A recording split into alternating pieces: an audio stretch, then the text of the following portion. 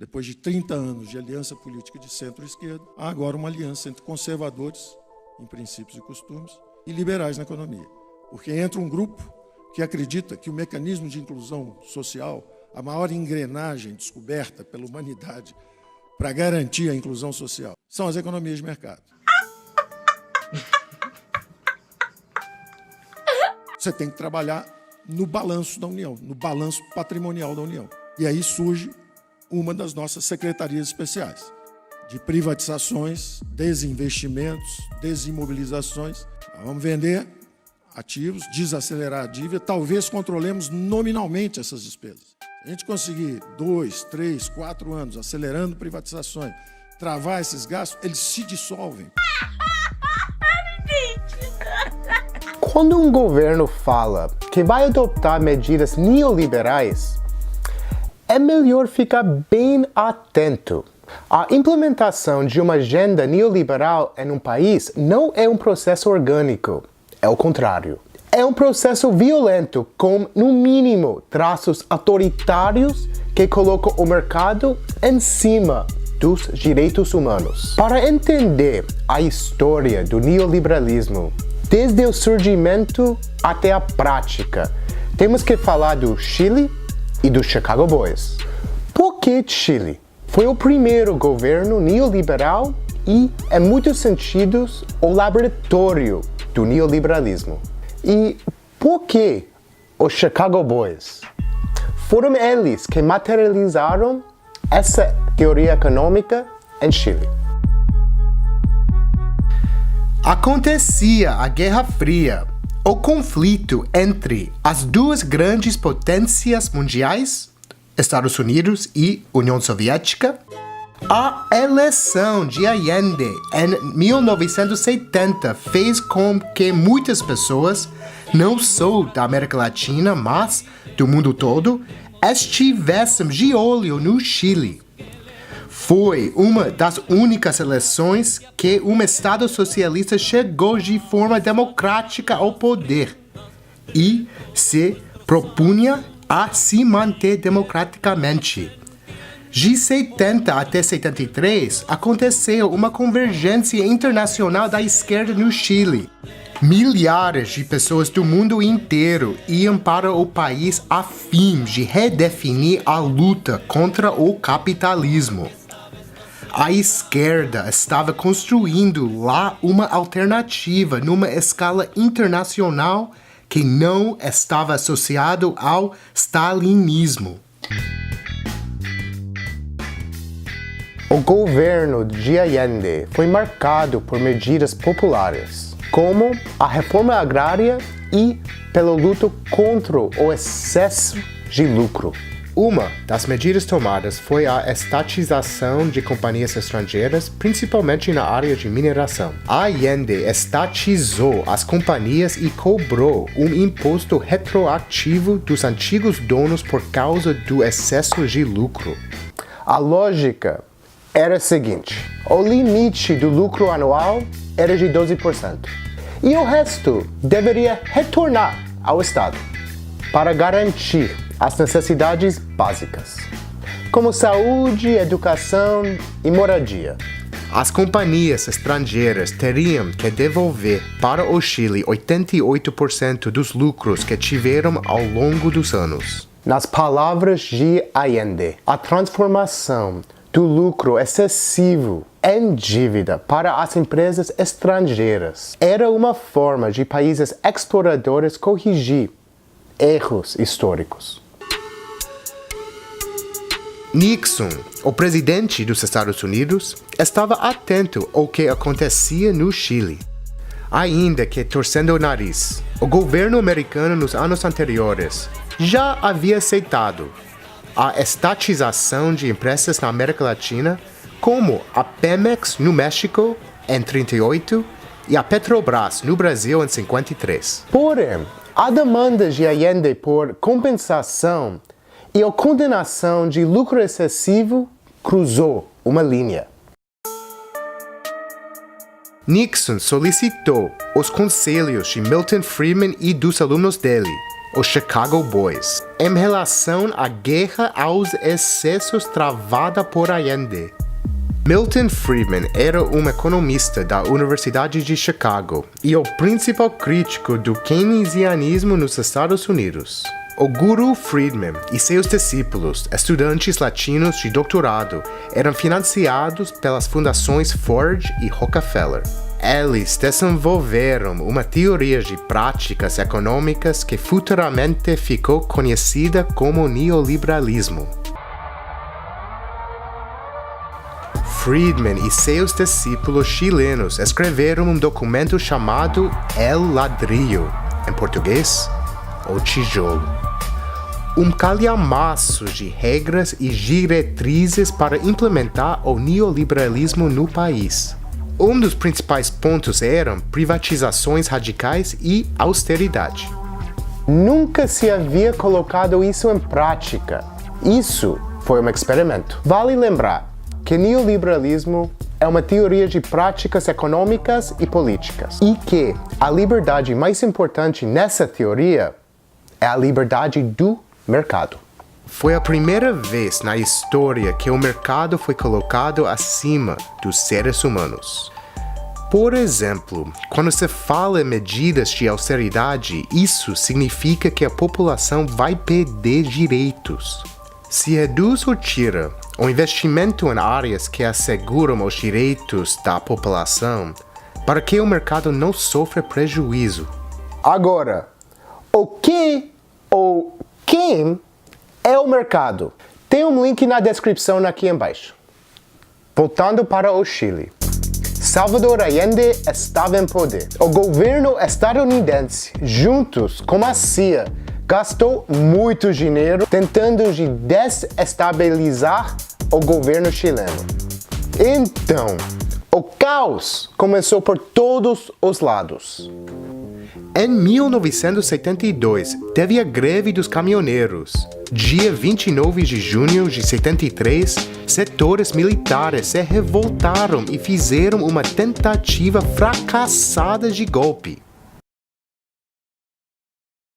No dia 11 de setembro do mesmo ano, Pinochet, liderando as Forças Armadas, atacou o Palácio Presidencial e tomou o poder. Salvador Allende foi morto. O governo de Allende, democraticamente eleito, foi tirado do poder através de um golpe para que, em parte, se implantasse o neoliberalismo. Pinochet governou o país de 73 a 90 e seguiu o tijolo da Escola de Chicago. Uma das primeiras medidas, claro, foi combater o fantasma de marxismo.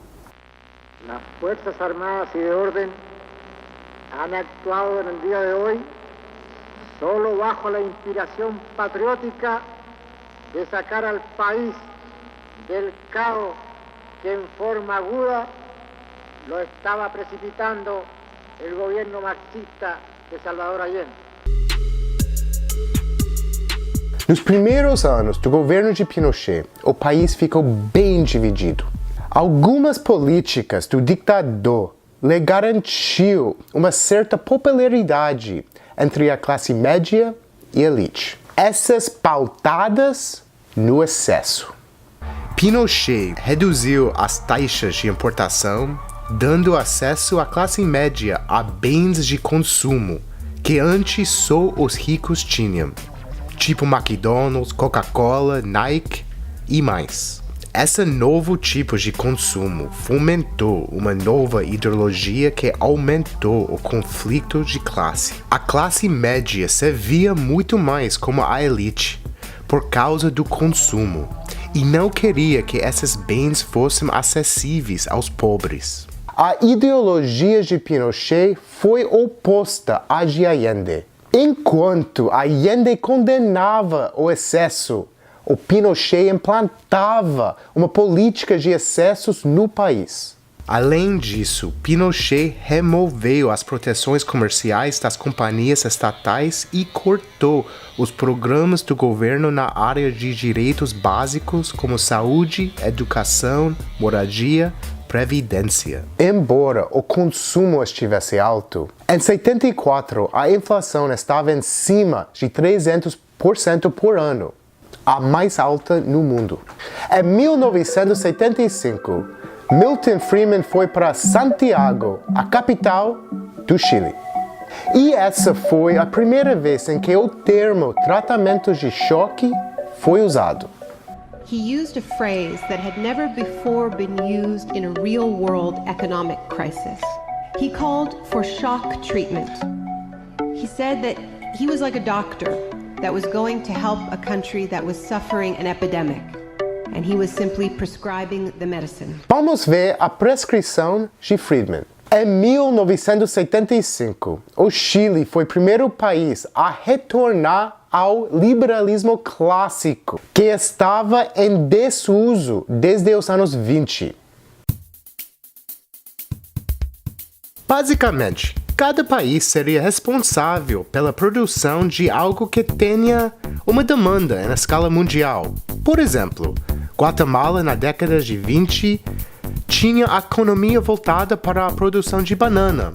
O Brasil, o café, dando privilégios, como baixar as taxas e os impostos para os comerciantes.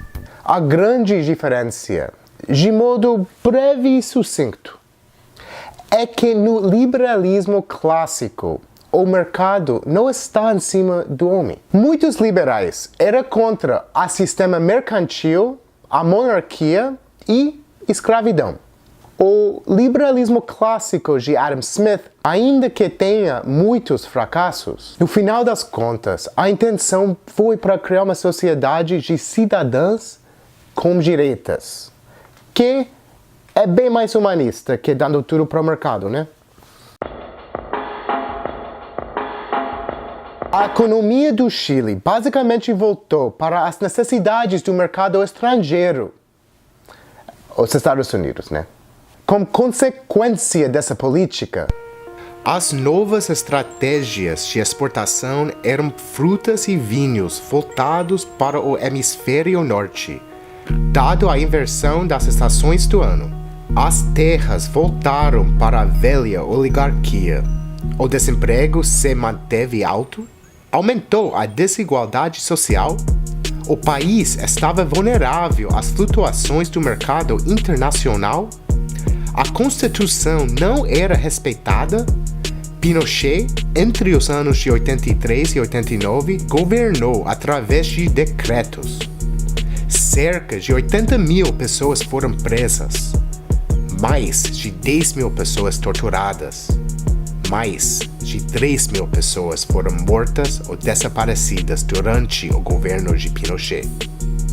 Hoje em dia, há basicamente duas narrativas para falar do Chile. A primeira é sobre os grandes sucessos do neoliberalismo. O país tem tratados comércios como os Estados Unidos, Canadá, Ásia, Europa. Uma parte da população tem acesso a bens de consumos diversos. A segunda é mais humanista e é sobre a vida cotidiana das pessoas que moram em Chile. Nessa visão, a diferença entre ricos e pobres é notável. Para muitas, não há segurança em relação às direitos básicas. As escolas e as universidades públicas foram sucateadas. Não há estabilidade para a classe trabalhadora e o índice de depressão é altíssimo. O neoliberalismo se transformou na política padrão econômica das grandes instituições financeiras como o Banco Mundial e o FMI. Os neoliberais se apresentam como os guardiões da igualdade de competição do mercado e salvadores da economia de qualquer país, os campeões do capitalismo. Mas isso é conversa para boi dormir. A gente nunca pode esquecer que as origens do neoliberalismo são autoritárias. Pinochet fez um regime draconiano no Chile. No final das contas, neoliberalismo não funciona. Aliás, funciona para aqueles poucos que detêm a maior parte da riqueza do mundo. Mas para a maior parte da população, não funciona. Isso inclui a classe média, que muitas vezes se vê como a elite, ou almeja ser. Em solidariedade, camarada gringo.